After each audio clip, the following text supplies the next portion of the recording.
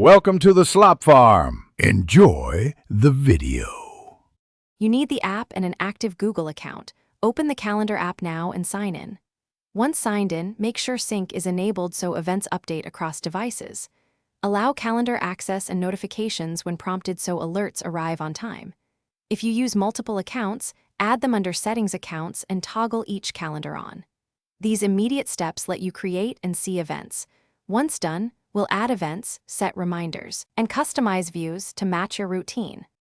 Tap the plus button to create an event and give it a clear title. Choose the correct calendar if you manage multiple accounts. Add time, location, conferencing link, and invite guests so everyone receives updates.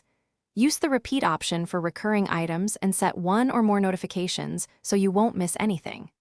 Once done, color code events for quick scanning, and use the agenda or schedule view to confirm details. These controls keep your day organized and reduce scheduling costs. After saving, verify the event appears on your calendar and pull down to refresh if it doesn't show immediately. Make final adjustments to default notifications and which calendars are visible so your phone displays exactly what you need.